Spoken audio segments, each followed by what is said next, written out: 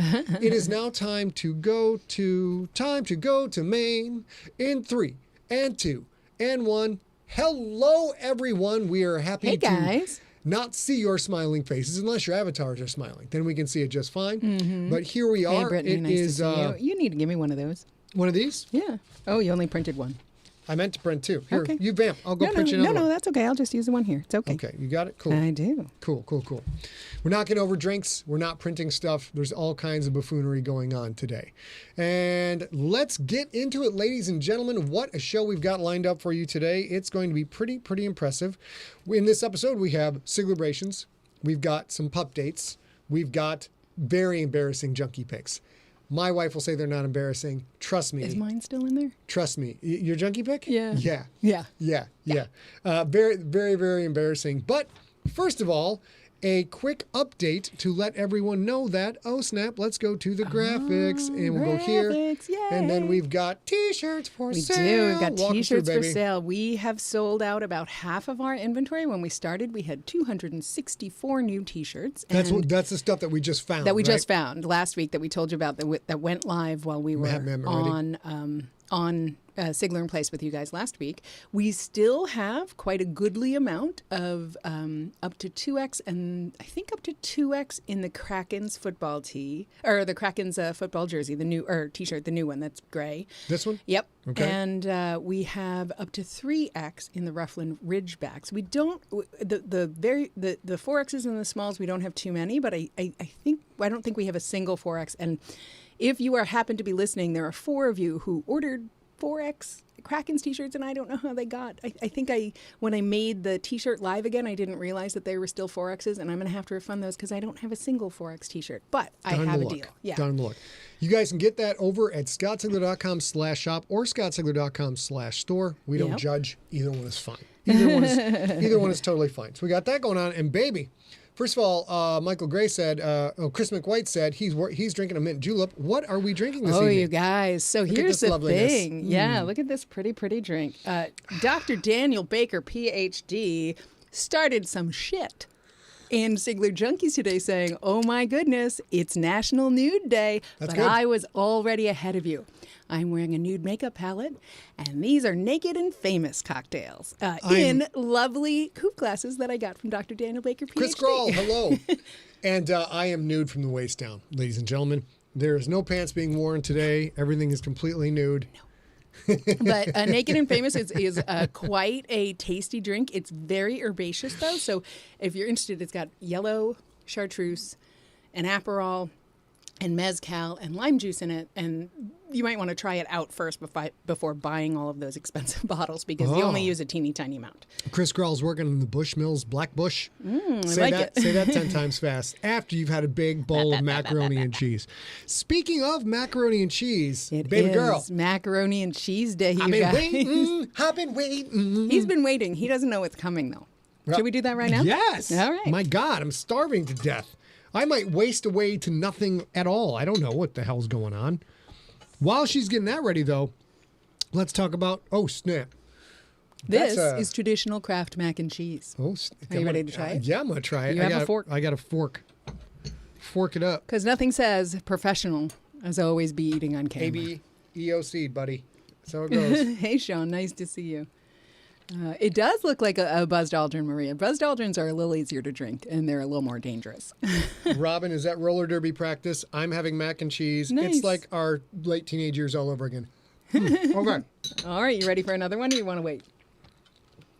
Before we get to another one, check out this fancy technique I've developed. Watch this. And the first Saturday of every month, Steve the Iceberg Rickyberg throws a little bit of a Zoom party. He does. Shabow. Look at that. I like the iceberg. I hope I got the date. Hope I got the date right. It is the 7th. Yes. Yeah. So if you guys want to hang out, and now this is an enormous amount of time that Steve hangs out, 7 friggin' hours. It's true. But he is a trooper. He a lot of the projects he does for us take an enormous amount of time. So he's clearly a very patient guy. Yeah. Of course. But that's first Saturday. That's bit.ly/junkieparty. You can go there. I think next week we're going to try and talk a little bit more about the Discord channel that Steve also runs. For sure. Mm-hmm. And we're trying to get more into, we're dinosaurs, but we're trying. We're trying. So now we're turning that off. I'm going to take one more bite of this, and then let's get the next one. What's the next one, baby? I can't tell you. You Oh. have to see them before I met. They have to see them. What are we doing here? We're working for them. What are we even doing? It's like we're not even having a proper show with food. What's this? What? This is Scott's preferred way to have mac and cheese with Yes. ground meat in it. Yep. So that's your preference. Or if you get a can of those little super tiny salad shrimp and you put that in with a mac and cheese, that is awesome. You have some of this, babe? I'm going to have the other one. Oh, here you go. Thank you. Scott doesn't want to use the plates.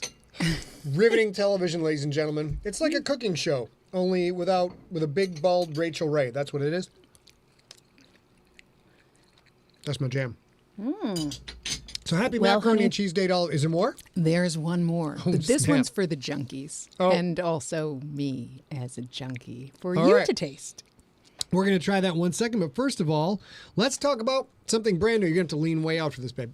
Wait, no, lean right. Nope, come. Lean so your head's like at the edge of the frame. There you go. Coming up this Friday, we're launching a brand new show. It is Monster of the Oh, Week. I'm so excited for this. And it's going to be every Friday. We were doing it, the Friday shows at Twitch. This week, we're going to try to do it on all the channels. So wherever you're watching this now, you should be able to watch Monster of the Week, 4 p.m. Pacific time, 7 p.m. Eastern time. Our first guest is none other than the karate pimp himself, the zombie killer, Mr. Jonathan Mayberry. Who you may or may not know had a book release yesterday.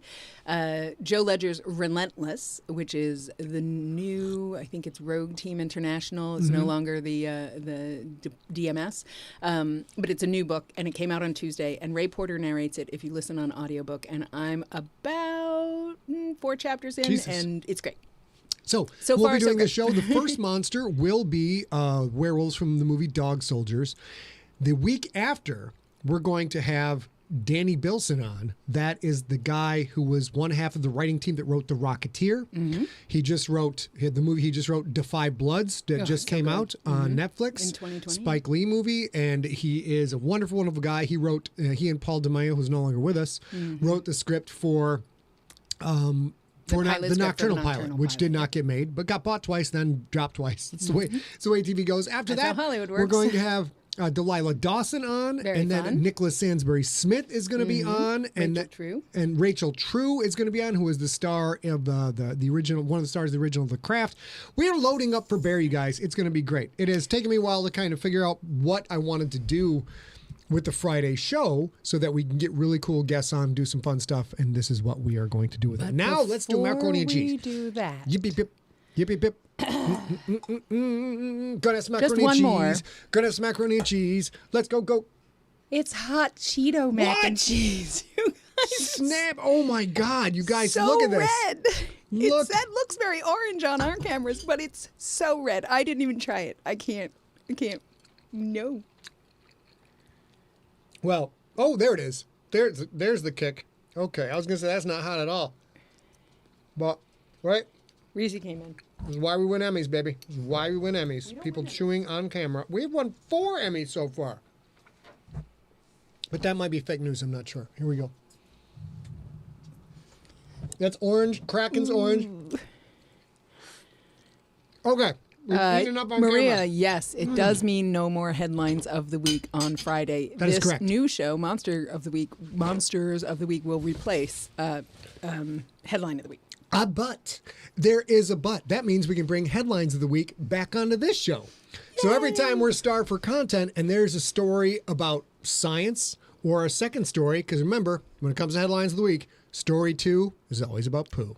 When we find a nice poop-related story, something, science and whatever, we'll have that on here. So Maria, don't be upset. We're going to talk about a lot of gross stuff right here on this show. All right. And now let's go through the regular. That's a little hotter than I thought. That's great. That's why I did it for you guys. 'cause That's, ooh. after the scorpion hot sauce, I was like, is there like a spicy one? Should we make them try it with hot sauce? And when I was at the grocery store, I was like, hot Cheetos Now we're getting into may do books. the trick. And right now, the Gangster episode 32 is up at ScottSigler.com. That is right, and you should be subscribed. Look at, oh my God, I'm so slick with this now. ScottSigler.com/subscribe. You get these episodes shoved in your ear canal right down to the brain every week. Top Gun audio is there. Coming up this week, we're going to have The Gangster episode 31, and it all ends in episode number 41. So no, less than 10, 40. Yeah, Steve 40, in the chat and then room, we've got let a us know how couple many of it is. Q&As. Steve knows everything. And Philip, you just asked in the chat room, what is the next book? And I'm almost sure that's going to be The Stone Wolves, which is a companion novella to The Gangster that you're currently listening to. Steve is knocking it out of the park with the engineering of the raw audio, and that should be ready to go for your ear holes. It's what the man does. He shoves things into your ear holes, hopefully by putting on the headphones. That is granting consent. But if you're in a public area with a big loudspeaker, I can't say for sure. Yeah, and I do have to say, Sean Dyer, you put in the chat room, probably Mount Fitzroy, and I have to remind you guys, Mount Fitzroy will never, ever be podcast. Never. We made that deal so that Empty Set would survive. We did that at the perfect time before a pandemic. But it will unfortunately never be a podcast unless we change that deal with Audible. And Audible is the big, the elephant in the room, and that's unlikely. Yeah, unlikely. We're not ready to challenge them yet. Yeah. We're not ready to challenge them Absolutely. yet. But when my head is as big as Audible, it's on. It's on like Donkey Kong. So we do have a couple of, I think you do have an update for the Marie Curie story. Drat. No graphics for you guys today, but the Marie Curie story is in process. I should be done with the first draft this week. Hey, Kim. I will be kicking that on to... I'm sorry, I got distracted by the chat rooms. Great stuff in the chat rooms. Let's do this so you guys can all see each other's chat. So I will be finishing the first draft of my Marie Curie story. And of course, she is one of the OG science rock stars, first woman to ever win a Nobel Prize, first person ever to win a Nobel Prize in 2 different categories. She won it in physics. And is it chemistry? Is that right? Chemistry and physics. She is a baller. Her husband won a Nobel Prize with her. It's a pretty talented family. But this short story will be about her, let's say, in her rabble-rousing days, when she was all of 16 years old and trying to succeed in what was called the Flying University. It was called the Flying University because it was never in the same place twice, because women weren't allowed to pursue higher learning back in the days when Poland was controlled by Russia. I believe Russia has sort of surpassed South Africa as the constant villain of all stories. Yeah. So, I mean, you can go to Nazis, but that's a little trite, a little tried out, And of course, South Africa was the big villains for a while, but now Russia's back in a big way. So the villain in this book will be Russia, and I'm very excited to write that. It's very fun. It's interesting that you bring up that, of course, she couldn't go to university when she was growing up, when she was 16 years old. Another interesting thing, we just said all these fantastic things about that fantastic human, and she was an extraordinary human being. Yep. She also was smart enough to know eventually the trouble that a human body gets with radium poisoning, with radiation poisoning. And yet, till the end of her lecture circuit, around her neck on a chain, she wore a glass vial with radium in it, which is almost assuredly the thing that killed her early. Now, she may have had enough rads that she would have died regardless, whether or not she ever wore a necklace with radium in it, but people told her, like, please put that in a lead-lined box, quit doing that. And she'd be like, no, it's mine. So I love that there's also, like, she's such a brilliant, brilliant human being. She and her husband did so many good things. She, without her husband, did so many good things. And yet there's still that everybody's a human and everybody's fallible. And I hate that she suffered because of it, but I kind of love that she had that weird flaw. And the story I'm writing, she gets to be a real badass, like Hunter Henderson and Sons caliber badass. But I'm having fun with it. And then the other thing I want to give an update on, and I don't know why I want to give an update on this. I already forgot. Let's go over here. ABP? Yep. We did have a question today. Somebody asked if we have any hardcovers left of Aliens Phalanx, and we do not. We had 500 back in the day when we first bought them. When I tell you it's limited edition, you got to move, man. You got to move. There were actually 2,500 hardcovers. We bought 500 of our own, and who does Steve work for? Not Tor. Titan. Titan did 2,000. They were all sold out. So if you want one, if you want a hardcover for your library and you don't yet have one, the answer is you should probably buy it on your own and either send it to us to have him sign or ask us for a book plate, and we can send that out. No problem. We're working on that. We're having so much difficulty trying to get stuff to our non-U.S. customer base right now. And we have a large non-U.S. customer base. But this book, I just wanted to, since I'm talking about the short story of Marie Curie, I want to let you know There's only 2 short stories in the process right now. I've actually gotten to a point where I'm turning down offers for short stories because you can. Can you hear this? That's me itching to get to the crypt. That is me itching to finish GFL 7 second draft and get to the crypt because the crypt is going to be baller. It's going to be great. So that is our short story update. Sweetheart, where are we at? We are up GFL orders. So I had promised you by tomorrow, halfway through July, I would be done with all of the gangster address updates and order updates and stuff. And I am a lying liar who tells lies because I sold 160-something T-shirts and had to have them shipped out because you guys paid for that. So I did that for the last four and a half days, and now I'm getting back to it. We have plenty of time. The books are in print. They are on the printer. They're doing fine. Hold that thought. Shout out to Matt Moretti. He's got himself some mac and cheese bites. He's joining us for Mac and Cheese Day. Continue. So I will be finishing up that this month. We expect that the books, they are on the printer right now. And we expect that we'll have them sometime around the end of the month, although that will also depend on traffic and shipping and all that other stuff. But we will start sending them literally the day we get them. We have a space set up for them. We're all ready to go. We've got all the shipping materials. And I will, by the end of July, get through all of those updates so that you don't have to worry. You will have ample notice that I have caught up. So if I didn't get to your fix, you're going to be like, okay, you told me for literally a year that you were going to get to it, and you didn't get to it. Here it is. And I'll make sure it's fixed. That hot Cheetos, whatever the F, mac and cheese. Yeah. Mwah.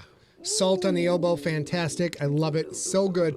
In fact, I think just to be on the safe side, to make sure I don't eat too much of it, we should do that for a cheat meal. Let's see how much I can eat. We'll document it because by the time I get through like 4 or 5 bowls of that, I'll be like, I never want to eat this again. Never want to eat it again. How dare you? My goodness, so gross. So I think we are moving. Oh no, on. I know what we're on now. Oh my God, I'm so excited about this. Rob Otto is in the house, and we have. I can't believe. I'm sorry, guys. We had to carve out some personal time and some more work time for the writing. So we are not doing Story Smack every other week. We're doing it in the second Saturday of every month. One coming up right now, though. Oh, my God. I'm so pumped for this. It is going to be Any Given Sunday, one of the books that influenced the GFL series, Steamin' Willie Beeman. It's going to be great. This is a fantastic, completely over-the-top football movie. One of the best football movies that's ever been done. I like them all. I saw a little picture of a shark in that clip, and it's Shark Week. Oh, it's Shark Week. It is Shark Week. I got the shark logo up at the top. Luther Shark LeVay. There's sharks all over the place. We got LL Cool J. It's just, it's such a freaking fun movie. And Al Pacino and like one of the brothers. Who's the brothers in them? The brothers do all the acting. The Wayland? No. Marlon Wayans? No. Because I know isn't Jay... no, it's the white dude, the old quarterback dude. He does a great job. Jamie Foxx is in it. Jamie Foxx, but help us out in the chat room. Who is... We're going to think of it. That's Wilson. You don't hear this very often. Hey, who's the white dude in that movie? And, is it a Wilson? Nope, I'm sure it's not a Wilson. It's not a Wilson. They might have been one of the guys in the Fabulous Baker Boys, if I have that right. All right. Well, you could make that. Okay. Anyways, I'm now getting extremely boring with my lack of movie knowledge. I'm sure Rob's shouting it out in the chat room. But we're going to watch that. The Baldwins. Is it a Baldwin? Don Shipley said a Baldwin. Is it a Baldwin? Quaid. No, it's a Quaid. It's the non-crazy Quaid. It's the Quaid that is not spouting. We're not sure is crazy. No, I think this one's okay. It's the Quaid that is not spouting conspiracy theories all the time and clearly needs some kind of care. Of some kind. The poor guy. The poor fucking guy. Doesn't mean he's not crazy. Could be crazy for hot Cheeto mac and cheese. Hey, who isn't crazy for hot mac? It's so good. I love it. Okay, so now we're back. So that Story Smack, you guys got to join us live for that Story Smack. I'm going to freaking geek out. Football season will almost be upon us. One of my favorite movies. I think Jamie Foxx is absolutely friggin' brilliant in that movie. Quaid nails it. A lot of the role of Don Pine is influenced by Quaid's role in that movie. So it's very exciting. And Al Pacino, of course, overacts the shit out of it, as he always does. It's wonderful. So that's Story Smack. And now it's time for... Dum, dum, dum, dum. Siglerbrations. So Good many thing I got my Siglerbrations. mac and cheese, because baby's gonna do the Siglerbrations. Why I eat the mac and the cheese, and you can't have none. That's the way it goes. Oh yeah, hit it, baby. So we have a lot to celebrate always, and I will start by saying, if you're new, because we've got a ton of new folks or folks we don't see a lot in the chat room, if you have anything to celebrate, and I do mean anything you're truly celebrating. I don't want you to say you opened a can of cat food. That's not really a celebration, but you got a cat, you got a promotion, you got a new vehicle, anything like that that you want to celebrate. We want to celebrate with you. We know in this lockdown, lots of people are missing their friends and family, and so we're your friends and family, and until you get back to your own life and after. So we're going to start with, as I mentioned at the top of the hour, our good friend, Dr. Daniel Baker, Ph.D., had a birthday yesterday. We love you. Happy birthday. We hope you had a terrific birthday. I'm so We gotta jealous give him a I didn't serenade. get to have We gotta that give him a serenade. taco. Ready? Happy birthday to you. Happy birthday to you. Happy birthday, Dr. Daniel Baker, PhD. And he puts the D in PhD, if you know what I mean. Happy birthday to you. Don't you go changing. All right, here we go. Hit it, baby. Jason Russell, our good friend and absolute terrific translator at Siglerfest, had a birthday yesterday as well. All right. Ben Delano has a birthday today. Ben Delano's been a longtime junkie. He doesn't always catch the Sigler-in-Place live. But, Love him, though. Great guy. Yeah, great guy. Happy birthday to you three. Shannon, Bethany, you already mentioned it, but I got you. You have a birthday tomorrow. I didn't know it was a milestone birthday. Happy birthday to you. From Joshua Loya, who I hope is... I just saw your comment, Joshua. Yes. This last Friday, Joshua and his deadly wife, that is his words, his deadly wife, Andrea, they are enormously lovely human beings. They both...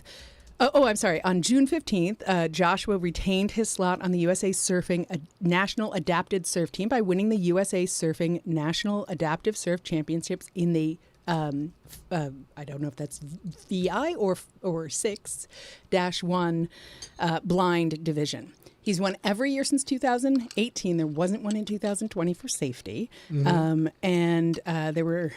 so he's maintained his title. And then He's the four-time returning champion, hailing from San Diego. Oh, wait, hold on. I'm sorry. Whoop. He won it how many times? Maybe how many times does that mean he won it? I think we're just going to give him the 2021. So that would be 2018, 2019, 2020, 2021. You know what? Why don't you continue with that while I cue up the reverb? Okay, so we have also this last Friday, his deadly wife Andrea and Joshua both awarded their purple belts in Brazilian Jiu-Jitsu. In Brazilian Jiu-Jitsu, it generally takes a lot longer to rank than in other arts, and as it happens, they got their purple belt, and in their dojo there was only one, or their academy there was only one physical purple belt. So their what do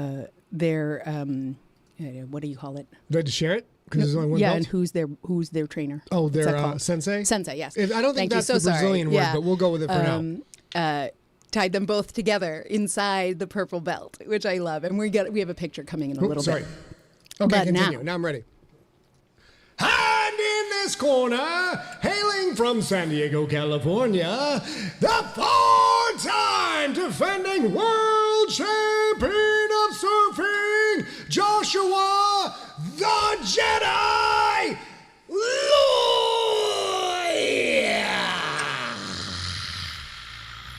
Turn this off. There we go. Okay. That's great. Hang on one sec. I do have a picture for you guys in a minute, but I'm going to keep going forward because I think I just put that in twice.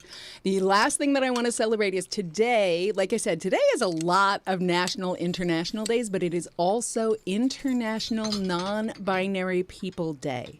And if you want, we can roll right into our sponsor for this week because it's related. Let's hit it, Red Dynamo. That Hold one. on. I messed up. That's okay. Hit it. Wait, let's do this. Hit it, Red Dynamo. I'm ready when you are. There we go. This week, our sponsor, which you guys know is not really a sponsor, but is a nonprofit 501c3 or registered charity in its own country that we feature during this pandemic to give you guys a little bit of hope, a little bit of outreach if you want to do some hope. Since today is International Non-Binary Persons Day, we are featuring Gender Identity Research and Education Society. The Gender Identity Research and Education Society is a UK recognized registered charity. And it is an organization, a worldwide organization, but it is very concentrated in the UK for outreach, whose purpose is to improve the lives of trans and gender diverse people of all ages, including those who are non-binary and non-gender. The Gender Identity Research and Education Association, Society, is a volunteer-operated membership charity that, in collaboration with other groups in its field, hears, helps, empowers, and gives a voice to trans and gender diverse individuals, including those who are non-binary, non-gender, as well as their families. During COVID, they have been doing outreach, which includes, yeah, it's really nice, includes food pantry. It includes outreach and information for somebody who is during lockdown, when they have the time to be with themselves and by themselves, are realizing that they might be non-binary or transgender, giving them resources that even sometimes include gender affirming things like makeup for trans feminine people, or binders and shaving lessons and things like that for trans masculine people. It's a beautiful, beautiful thing. Cool. And it gives people who've been alone and in transition in lockdown resources that they might otherwise not have. Lovely. Yeah. That is very lovely. We saw some positive support in the chat room because of that. Yeah. So that's very good. Is it still called the chat room? Is that what you call it? We call it a chat room. We call it a chat room. Back but in I the don't think dial-up, back in the dial-up days of AOL, did you like that impression? I did. I must have heard that 18,000 times. Yeah. So it was called the chat room because it was a room you went in to chat, and yet here all you are watching these beautiful faces. What? And you're in the chat sidebar. It's the chat. It's the chat pants. You are in our chat Dawn pants. says we can call it the chat room. We can call it the chat room. I prefer to call it the chat pants. Chat pants works too. I want you all to crawl into my chat pants, which are very different from shat pants. Very, very different. I want you to hang out in my pants for a while. I'm definitely willing to do the laundry when it's chat So pants. we've done... So I will also tell you this. We have a couple of friends who are non-binary and a couple of friends, a handful of friends who are trans. And I learned a ton today, leading up to today, doing the prep for this show and the script for this show and stuff like that. It never occurred to me, because of course I have never had gender dysphoria, that if I'm my age and realize that I'm gender nonconforming, I quite literally don't have any resources from when I was a teenager or a kid.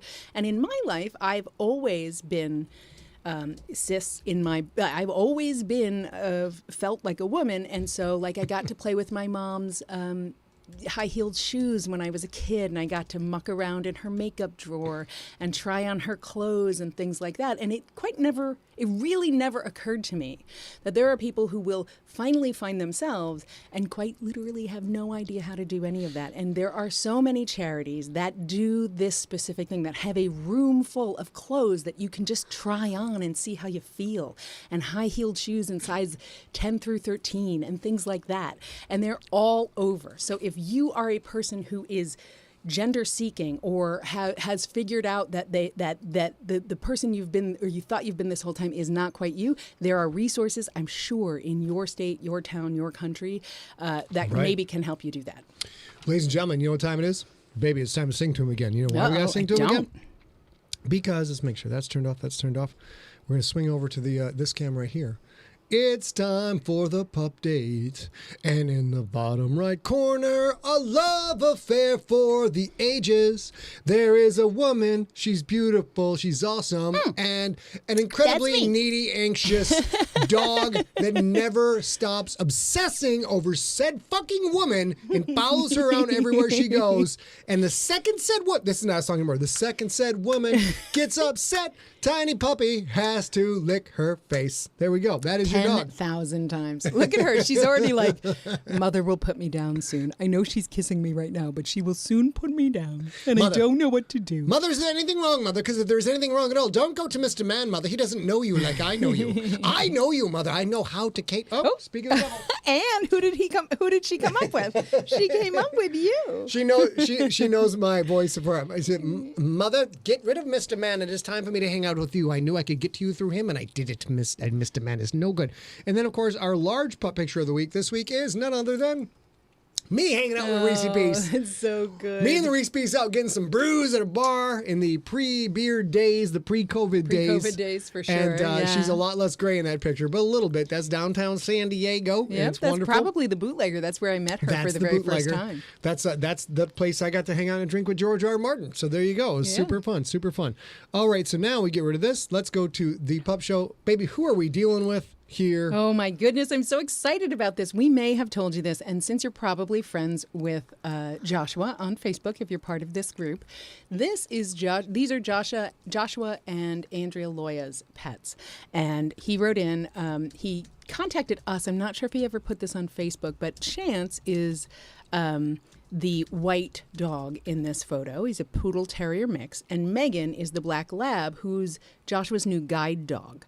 I mentioned Joshua in the Siglerbrations. He is blind, and Megan is his guide dog, probably both. And when she first came home, Chance was already there, and Chance was a little territorial. And Andrea and Joshua worked very hard and thought for a while the right thing to do would be to rehome Chance because he deserved to not be territorial against the guard dog. Mm-hmm. But it turns out that they're getting together. And turns out they're going to keep them both, and their household is much warmer and happier. Dang, and son. Yeah, That's amazing. Chance has come around, which is lovely, lovely, lovely. Philip, I do not know how Mur Lafferty is doing, but directly, but I believe she's still putting stuff out, still doing her podcast. Yeah, she's great. She texted us. You should look her up.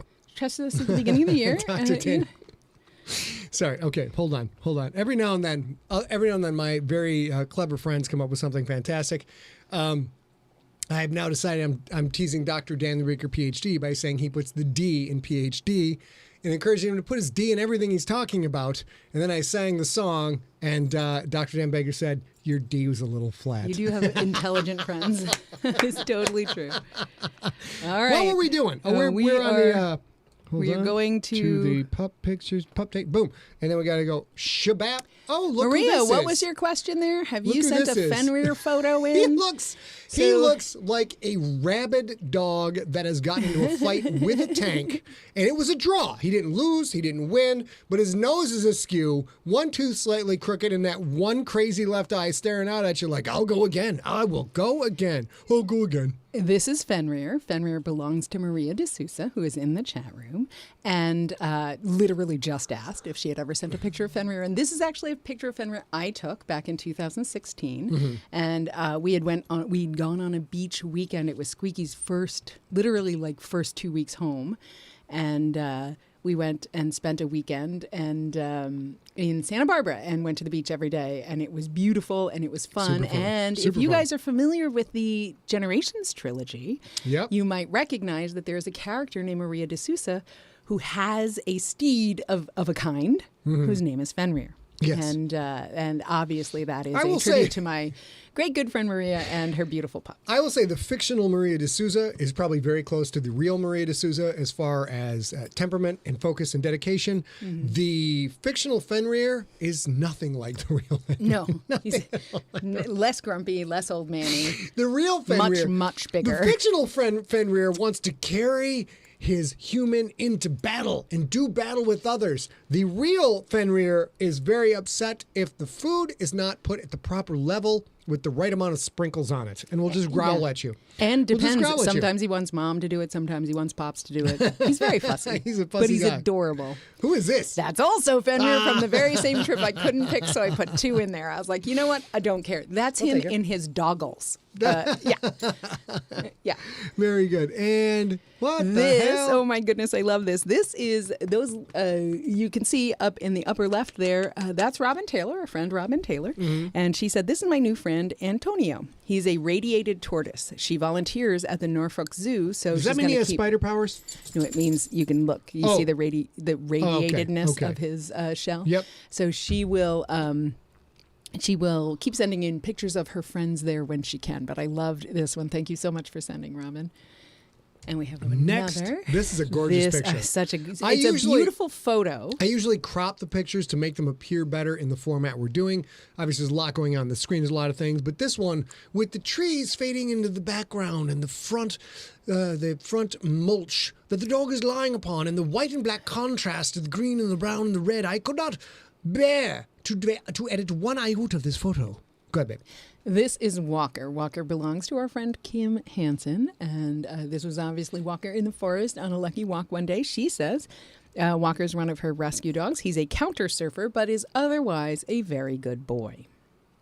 And that's all that we have for the pup pitch. Oh, that is okay. So this is one more photo. I forgot about that. This is one of my favorite photos of Squeaky when she was brand new and just home. This is from that same weekend in Santa Barbara. It was about 2 weeks after 10 days after I got Squeaky. Mm-hmm. And I have somewhere in the vicinity of like 50 of these photos trying to get both of us vaguely looking at the camera. Mm-hmm. I knew what I was doing, but Squeaky, not so much. Squeaky's not very cooperative with it. What's this? And then this is my brother. I just saw you in the chat room, Jude. Nice to see you out there. This is my brother and the sweetest dog on earth. This is Ranger. Ranger is his pup. Ranger's a sweet peanut, man.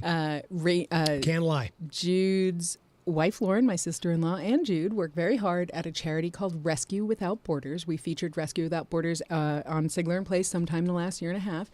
They work with a specific subset of feral dogs who live and eat in a landfill in Turkey.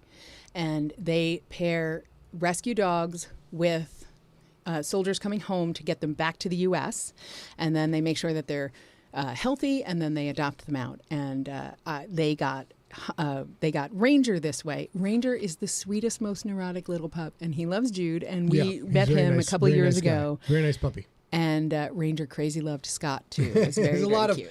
There's a lot of leaning, a lot of one foot up leaning, and you can sort of see he's leaning into my brother there too. He's such a sweet little puppy. It's such a sweet pup and such a great cause. I can't even tell a joke about it. Like that's how sweet it is. All right, let's go back to. Oop, I could have done that. Maine, boom. Look at that. And let's switch back to your camera. Okay. Because who wants to look at this? Who wants to look at this crusty old mug? Let's look at you instead. I mean, you're in this photo too. Yes, and now it's time for, is it time? Mm-hmm. This Week in Siglerism. And it's very... It is? Yeah. Oh, is it not? Are we not here? Update? Yeah. No, Junkie Pics. Yes, I can understand this. Let's take a look at some junkies. That's not as bad of a phrase as you think it is if you don't know Siglerism, because you hear the word junkies, you think of people strung out, having a tough time, waiting for their fix. Oh, wait. Yes, it is. That's Siglerism. Although now you can buy the books, so you don't have to. You have to wait. It's not quite the same war. Let's take a look at junkie pictures, ladies and gentlemen. This is the most embarrassing batch I've ever seen. and they're not embarrassing. Come on. Very happy I'm not in this batch because Jesus Christ. You were. Okay, this is not embarrassing at all. This is more of a Siglerbration. Earlier, I mentioned that Joshua and his absolutely lovely but also deadly wife, Andrea, were conveyed their purple belts in Brazilian Jiu-Jitsu recently on June 15th. This is them both in their purple, in the same purple belt with their sensei. And I think this is such a terrific photo. And it is absolutely not an embarrassing photo. No, that's not an embarrassing something to be photo. very proud of. Not an embarrassing photo. Let's go next. Oh my God, you guys. This is my penance. This is my tribute to you. This is my flipping first grade school photo. Several things of note here. Several things. I'll go with the most obvious first. I woke up that morning. Oh my God. We had a very long apartment in New York. And I went to the front room, and I pulled the dining room chair into the room so it would be like a salon chair. And I took my safety scissors and I gave myself a haircut. Can you fucking tell?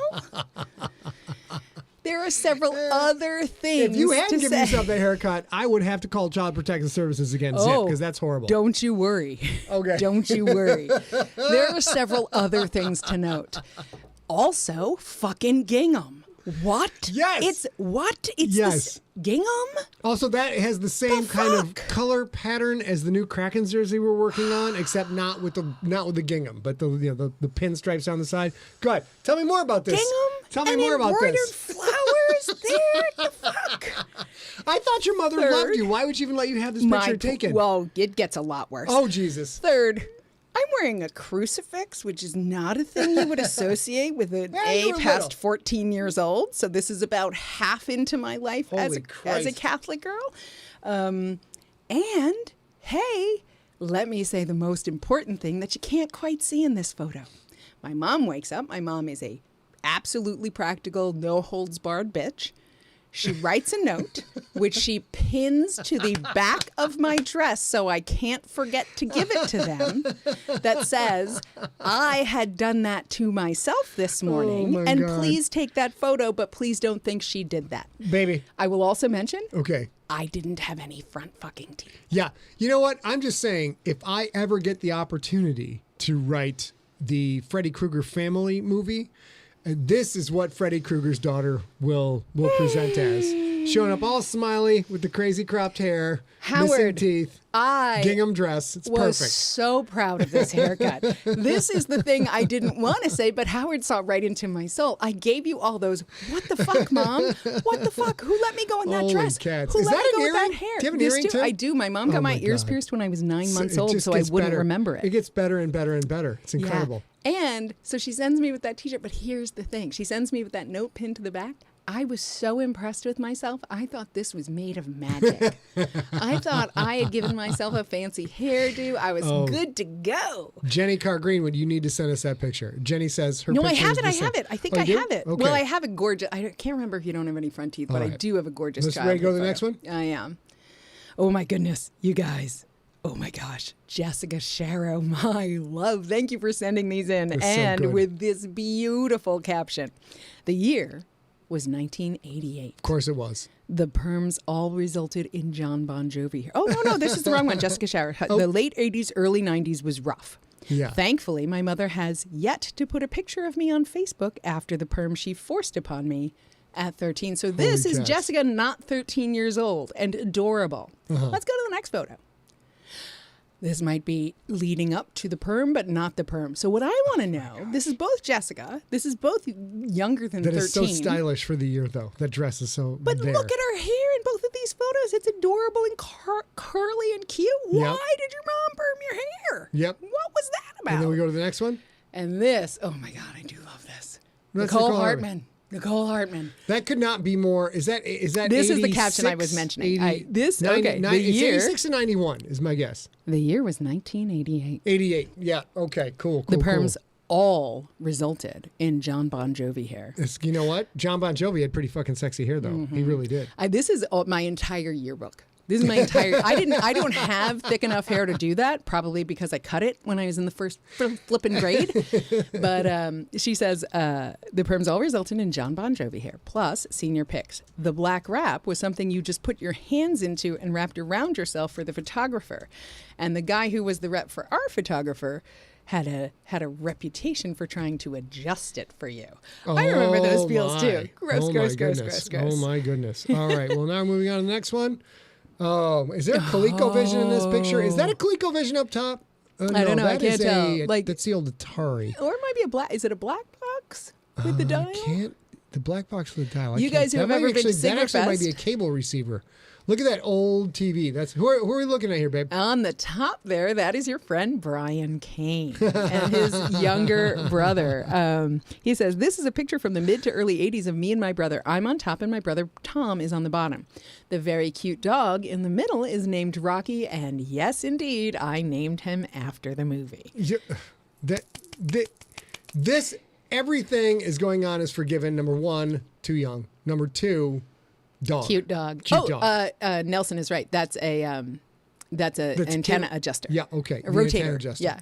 Nelson's so reliable. Always has the information. And this, oh my Jesus. God, you guys. Holy cats. This is why I love this segment. You guys know who this is. Look at her face. You know her. You love her. This is Beth Copenhaver. Oh my Here's my God. favorite part.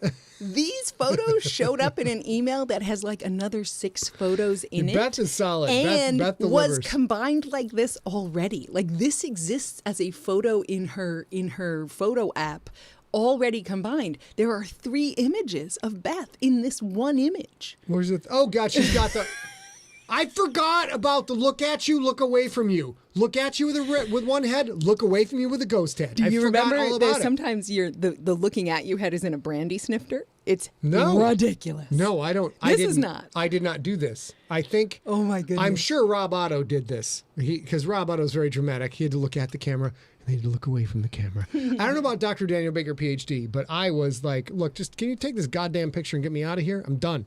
I wore a jacket that wasn't mine, was 3 sizes too big, it's all creeping up on me. You know, she had shoulder pads for Christ's sakes. Okay, here we go. It's all right. And we're back to And we're this. back All to right, the back to the beginning. main. All right, now where are we at? I Let's think look we're at our done stuff. with That's those. it. That's our show. No. But it's just boop. We got a main this week in Siglerism. Let's Yep. do that. Boom. I will say before we start this week in Siglerism, if you guys have in the chat room, if you have questions, please go ahead and start listing them now Start 'em. because we're going to head to questions in a few minutes. I have a few, but if you have more, let me know. Okay, back this week in Siglerism. As usual, we like to rave up This Week in Siglerism because it's done by junkies. I've contributed very little to this whole thing, but you can go to siglerpedia.scottsigler.com and find all kinds of information, how the books all tie together, how everything works. I'll take another one of those drinks. Those drinks are delicious. And then this week, we have a lovely, let's take a look at this. Going through this is very important because we have the Siglocktail was introduced. A has put that on hiatus for now, but we'll get to it after the book. Yeah. Aliens Phalanx was officially announced. So this is a very, very big week in Siglerism. And yesterday, Wait, we were doing the Reef. Alive was released as hardcover ebook, audiobook in the U.S., the Alive Tour, and book 1, wait. Alive? No, yeah. this must be wrong. 2015 It's yesterday, I think. Yesterday. Yeah. It's not on here, but Alive a year or 2 years later hit number 1 on the New York Times bestseller list, which of course was a major bucket list item for late 20s or early 30s Scott, angry because he couldn't get published, angry going to bookstores and just looking at books, just mean mugging at books, mean mugging at inanimate objects, just looking at him like, I'll mess you up, book. You ain't got no arms. I'll put you right in the dirt, book. Just mad at everything. And then we actually made it happen. So congratulations to me. And there's John down the bottom saying, you hit number 1. So very important day for all of us. And God Did damn it again. Here we go. You do Why that. would I'll you do give this. me anything It that's was not in a it mug? was like literally half full. I should only have mugs and baby bottles, you guys. That's So all I will should say while friggin' he's have. cleaning this up, Jesus, Dawn I Shipley, I missed the Fucked up the Siglock. mouse pad. God damn it. It's okay. It's a really cute mouse pad too from the week that Reese came home. And that's her little paw. I'll take this. So listen, so you guys, the girl from New York continues to think that I the put half a drink dirty in there. butt kid from Sheboygan somehow can manage glasses that look like this. Your dirty butt friend, You know Dan what? Baker, gave me those glasses. Here's how we drink in Sheboygan. Dr. Daniel Baker's escaped. I have not. This is my go-to mug right here for everything. I put my corn liquor in here. This is how I do things. It's a mason jar. It's got mason right on the side. This thing is almost impossible to tip over, unlike super delicate. Can you tell I'm mad? I'm getting him a sippy cup for next week. I just am. I am. All right. So You're just saving. You're saving yourself for scotch later. I am. Oh yes. I spilled booze, but that was a delicious drink. I feel really bad. That's okay. So Let me say, Dawn Shipley, I missed the Siglocktails too. It is unfair of me. It is absolutely not okay for me to do anything else until the gangster is shipping to you. It is quite literally 4 to 5 hours of my day every day because it's been so long and there have been so many changes. There's been changes in your lives. There's been changes in our lives. I need the keyboard back, babe. There's been changes keep talking. in printers. There has been changes in shipping requirements around the world. Brexit happened. That changed a lot of things. So the right thing for me to do, the only right thing for me to do was focus on the gangster until it's sent out. I do think as we get the gangster shipped out around, I think they'll still all be done by Labor Day. And so moving into Labor Day and the fall holidays, if we end up having another lockdown because of Delta and Lambda, which we very well may, I'm going to bring that back. And it's going to be exciting and fun. Do you know what? If there's 3 people in your household, yeah, and they all catch that last one of the COVID, you know what that is? Lambda. Yeah. I'm looking forward to this. I'm looking forward to this. Okay. How's that go? Lambda. No, it's Delta. Can I help you? Yeah. So we've got that right now. Then we're going to get the tri-lamb. The tri-lamb is going to be cooking. All right, let's get to, maybe unless I'm missing something, it's time for questions. We've got questions. Sometimes they're a comment. Sometimes they're a question. Sometimes they're a statement about other things. So we did have a question. Oh, well, what? We did have a question in the chat room that's easy to answer. I will do it. Joshua Loya asked if Becca the Rekka is a heavy G or a human. He said he feels like there's confusion. He might have remembered confusion in the books, and the answer is yes. No, the answer is she is a heavy G. She's straight up heavy G. Heavy G females have a body type, a phenotype that is more akin to a really large human male. Both of her parents are heavy G. Yes, they are. Oh, they're both heavy G. She is 100% pure blood heavy G. She is heavy G, and that's why the association with a certain quarterback of the INF Krakens is questionable at best, possibly abusive at worst. We can't comment on that right now because it's full of spoilers. Very many spoilers. So, yeah, that answers that question. But what are the questions we got? I gotta scroll back up, but let's go with chat. Okay. Yeah, you gotta do this. I'm so mad. That drink was so delicious, and it's okay. We got lots. I threw my fluid about the office casually, without any care for what anybody else thinks. It's not I'm like, the first fluid. It's fluid all over the place. Mike in Alaska asked non-book question: What are your 2 favorite recreational activities? What do you recommend to do and see when visitors come to the great city of San Diego? And what normally happens if you ask Scott Sigler is he says, "Let me call A." Yeah, that's true. Because I'll text you like, here. "Hey, what's fun to do here?" I've been here 6 years. I'm like, what's fun? I've been here since 1995, and he's been here since 2014. So there are a ton of things to do. The reason you come to America's finest city, which is what they call it, San Diego calls it, is lovely. You come for the weather. You come to stay outdoors. You come to eat seafood, that sort of thing. Yep. I will tell you that right now in San Diego, there are several great things to do that are actively open and doing. One beautiful thing is if you come to San Diego and you're staying sort of downtown, Mission Bay has lots, and Fiesta Island have lots and lots of public fire pits. So you can grab some stray wood wherever, you can buy it at the grocery store, whatever you need to do, and go there. You just have to find it open. You don't have to permit or anything. You can't bring glass bottles, and you're not supposed to bring alcohol. Okay. But you can go ahead and do that on any night, and it's beautiful weather.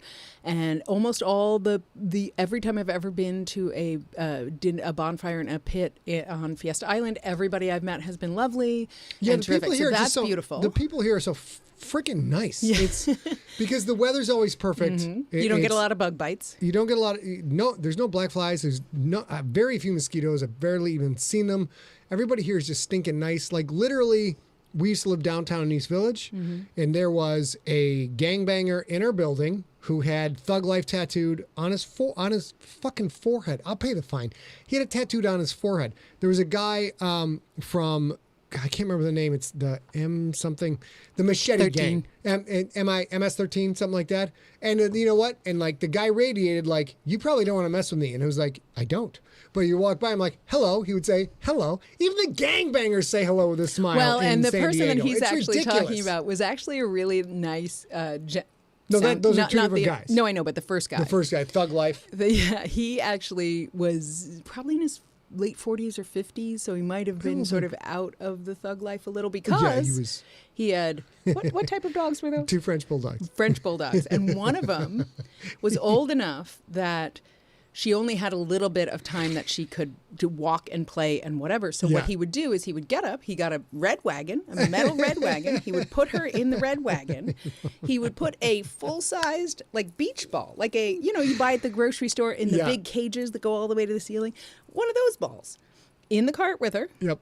Go to a little dog park, and she was insane for crazy. that giant ball. It was like twice the size of her head, and she would try to kill it, and then every time she killed it, he would buy another one. It was so great. And that's how she got the little bit of exercise that she could get. And then right before she got back in the wagon, she would poop and do her business and whatever, and get back in the wagon and get walked home. Let's get on with the chat. I have one from Sean Dyer. Question. Want me to ask? Yeah, go ahead. Are there weight classes for the GFL era 1v1 combat sport? That's one-on-one. Yep.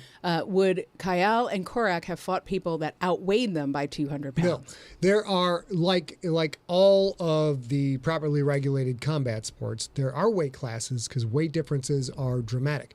A weight difference as little as 5 pounds can be almost, can be borderline unbeatable if the two combatants are at relatively equal levels of skill and willpower. So, of course, in the GFL, there are going to be a gamut of weight classes, but we largely focus on heavyweight because in the sports world, you can get flyweights, straw weights, middleweights. You get all of these people who are incredibly good at their craft, can completely dominate, but there is something magical about the heavyweight champ of the world is largely considered the baddest human being on the planet. And that goes for boxing, that goes for MMA. Although my vote is the UFC heavyweight champ of the world is the baddest MFer on the planet. You might find some guys who are like 350, 400 pounds who could whoop them, but they're very, very few and far between. I wouldn't put my money on it. So that is the answer to that question. Let's go. Rob, of course, dropping a hit for Omega Mu. Love that friend. Love that sorority. Yeah, that was Revenge great. of the Nerds. That's So it. great. So great. Let's get back to questions, babe. Okay. I don't know what David was asking. What's wrong with Michigan folks? I will say. Wait a minute. Is that a question? What's wrong with Michigan folks? It seems like it's a reply. Like a challenge. People here are so nice they piss me off. What's wrong with me? Okay. Oh, I see. Wait. There is any chance of you guys ditching the super high cost of living out there and heading back to the Midwest? Here's the thing. Nope. He says no. I say anything is possible. And I'm going to answer two questions at once here. Anything is possible, although it is highly unlikely because, as we mentioned, no black flies, no mosquitoes, no humidity. Well, some humidity. It's been the last couple 2-3 days have been like 70% humidity, and we had to turn on the AC to do this. So, probably not if we can afford it. That said, we have talked 1,000 times about being willing and able to move if our family needed us to do that. And so that's certainly a possibility. I'll get to that, Nelson. I'll get to that in a second. So I will also say, what's wrong with people from Michigan? Absolutely nothing. I think this is actually a weird and dangerous jingoistic thing. And I know you're being funny, but I have a couple of friends who are like, oh, yes, the people in my state are just fundamentally better than every other. I'm so lucky I grew to be up here. in New fucking York. I grew up in New York. I spent time in New York City. That is literally the megalopolis of the world, and there are assholes and graceful human beings there. Yeah. Just like everywhere else. And there is no chance that there's any one place on earth that fundamentally has better people. Let's get to a couple of key questions. Chris McWhite asked, do the many GFL planets have to standardize the gravity, equalize the heavy J, human, key, etc., or is each planet's gravity is what it is? Sir, they have the technology's perfected artificial gravity, so there is a specific gravity at which you play football that is standard gravity at the surface level, at sea level, at Earth.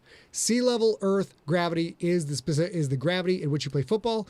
There is a +5 or -5% fluctuation based on the planet that even if you say it's 1.2 Gs of gravity, that must be brought down to 1.05 Gs.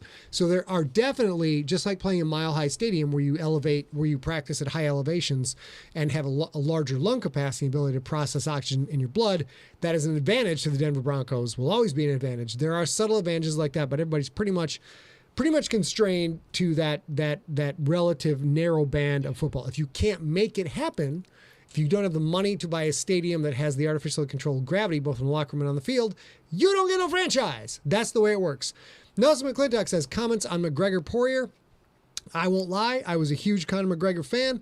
I love what the man has done. I love him coming from his background, all the work he's put in, his incredible intellect, his genius level promotional ability, which we haven't seen since Muhammad Ali. There's been Muhammad Ali, then there's Conor McGregor, and that is a huge compliment. He is brilliant. And Conor McGregor took it back home. He took it back home. When he did his charity, when he brought Proper 12, one of the things to bring Proper 12 to the market that he insisted on doing is doing it in the 12th, like doing it in his neighborhood when he grew up poor in Dublin.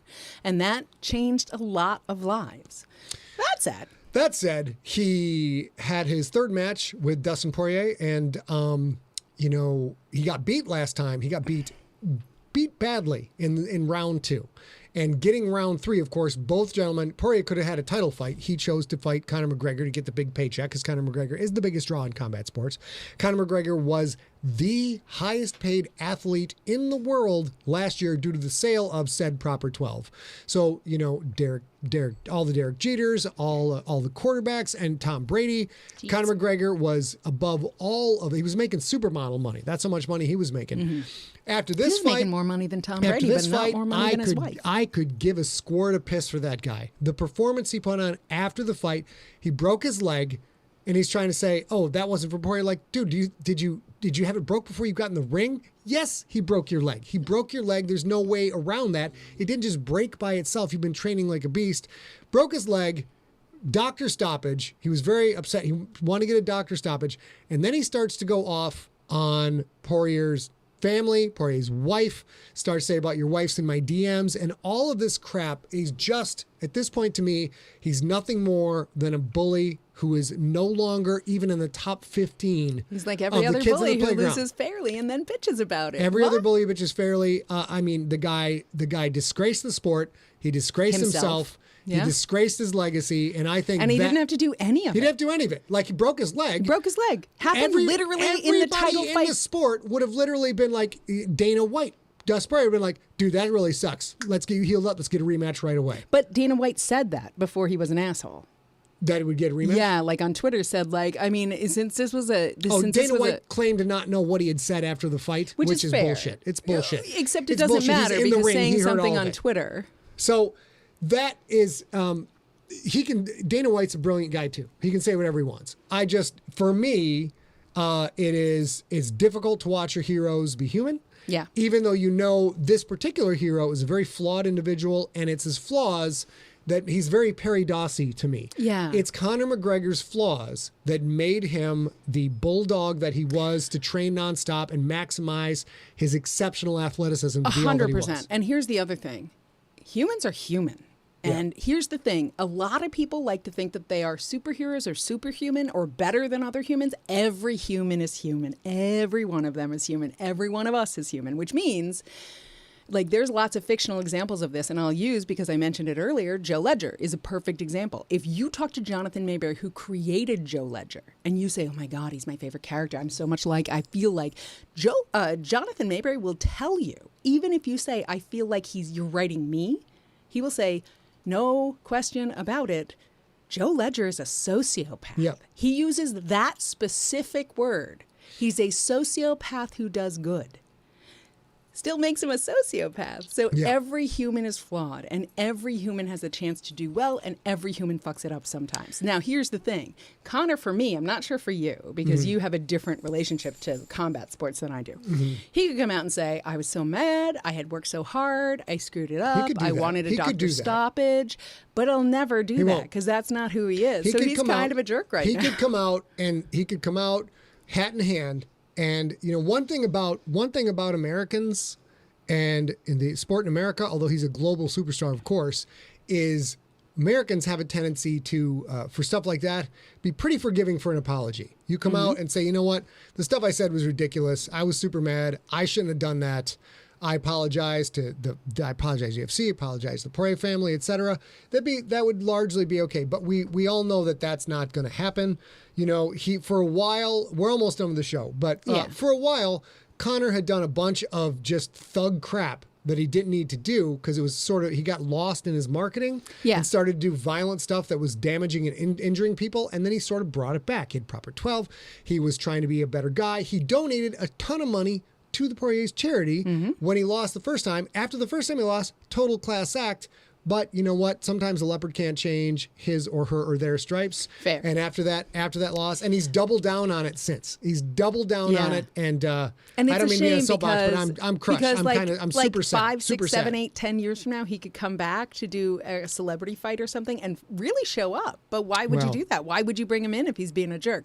I will say He's before fight Jake before Paul we next, and end he's gonna this. get lit up. One of the comments that Rob Otto just made is douchebag's gonna douchebag. Douchebag. Apologies to Summer's Eve. Oh, honey, you might not. I know you don't have a vagina, so let me tell you, Summer's Eve, in every possible way that you can use that word, is the original fucking douchebag. Nobody Wait, should I be needs, is it, nobody needs a douche. Nobody needs a douche. Am I a jerk dude if I laugh at that? No, 'Cause I laugh don't all understand you douche like. humor. I don't get douche. I There don't is get it. no reason that any human being who has a vagina needs a douche. At all. Nor It's do we all need marketing. a Conor McGregor at this point. And So with every that, douchebag is a douchebag. With that, the guy who, of course, MMA has been put on the map here and then here and then here by many people, George St. Pierre, like it just, you go down the line and all these different people, Ronda Rousey, everybody's at the moment to elevate the sport. Conor has elevated the sport higher than it's ever been before. Yep. It's going to take someone special to do it since John Jones decided he's just going to keep screwing up all over the place. And now that star has fallen, so it's a real bummer, but there will be some young buck, maybe Sean Robbie's right, O'Malley. he's a There will be douchebag. somebody. Sean O'Malley could be the next big thing. We'll see how it goes. We are over time. Yeah. Sean, I love this question. I'm going to save it and ask it for sure next week. I hope that's okay with you. I know there's a couple other questions. I might answer them. Chaz, I'm going to answer you privately, I think. And we are good to go because it's 7:07 p.m. I got shit to say about this stuff, Okay. though. I got stuff to say about Go ahead. this. Real quick is, if you follow sports as long as I have followed sports, there is always someone on the up who is going to outclass the person who was the superstar That's how it before. works. There was Joe Namath. Then there were other quarterbacks. There's a Tom Brady. There will be other quarterbacks. And you can always tell this is the case. There's a Pete Sampras, but you just watched Wimbledon and you never thought of Pete Never Sampras. thought of Pete Best Sampras. player of the Never game. thought of John McEnroe. Never thought of all these guys. What you can always tell this because it is the all-star, the dominant athlete in the sport at the time, who is always in all the sports articles and all the sports shows like, is he or she the greatest of all time? The person who's playing right now is always in the conversation for the greatest of all times, even if there's not even a consideration. You know, for people in a conversation with like, is he the greatest of all time compared to Ali? Like, that's a bold friggin' claim. So Conor will be thrown by the wayside. That is the way pro sports works. And that there will be somebody great within a year, within 18 months. We will have somebody like, he's even better than Conor was. He's like just so dominant. It'll be like that. And also think about it, you guys. Like we all your favorite songs, your absolute favorite band, you didn't find them when you were 52. You found them when you were somewhere between 15 and 25. So the things you're doing in that nation building part of your life, that world building part of your life, where you are discovering who you are as an individual, are always going to be more important to you.